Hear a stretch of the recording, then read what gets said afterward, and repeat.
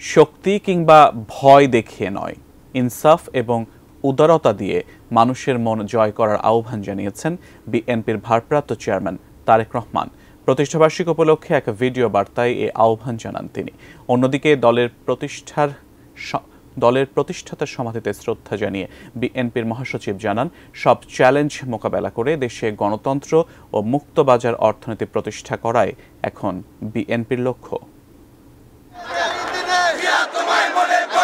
প্রায় 18 বছর ক্ষমতার বাইরে থাকা বিএনপি 2024-এ এসে অনেকটাই উচ্ছল প্রতিষ্ঠাবার্ষিকীর আয়োজন নিয়ে। বানভাসী মানুষের প্রতি সহানুভূতি প্রকাশ এবং তাদের পাশে দাঁড়ানোর লক্ষ্যে আয়োজন সীমিত করলেও রোববার সকাল থেকে নেতাকর্মীদের ঢল নামে নগরীর চন্দ্রিমা উদ্যানে।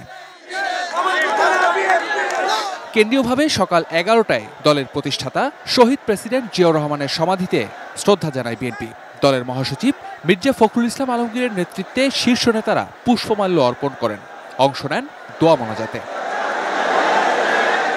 পরে শ্রদ্ধা জানায় বিএনপির অঙ্গ ও সহযোগী সংগঠনের নেতাকর্মীরা। এ সময় সাংবাদিকদের সাথেও কথা বলেন বিএনপি মহাসচিব। জানান, একদলীয় শাসন ব্যবস্থা থেকে বেরিয়ে বহুদলীয় গণতন্ত্র প্রতিষ্ঠার জন্য বিএনপির জন্ম হয়েছিল। সামনের দিনেও গণতন্ত্রের স্বার্থে যে কোনো চ্যালেঞ্জ মোকাবেলায় প্রস্তুত তারা।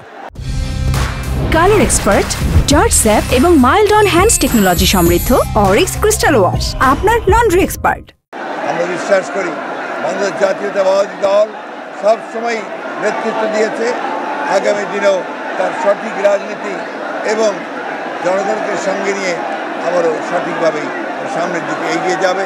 আজকে আমরা প্রতিজ্ঞাবদ্ধ হয়েছি, শপথ নিয়েছি এবং যে কোনো বাধাই আসুক সব চ্যালেঞ্জকে মোকাবেলা করে বাংলাদেশে গণতন্ত্র সুপ্রতিষ্ঠা করা, মুক্তবাজার অর্থনীতিকে প্রতিষ্ঠা করা, সমৃদ্ধ বাংলাদেশে পরিণত করার জন্য আমরা কাজ করে যাব।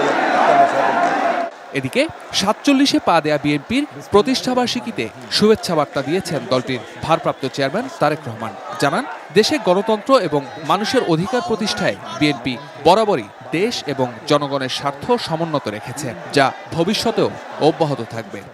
শক্তি কিংবা ভয় দেখিয়ে নয়, বরং ইনসাফ এবং উদারতা দিয়ে মানুষের মনকে জয় করুন, জনগণের ভালোবাসা অর্জন করুন।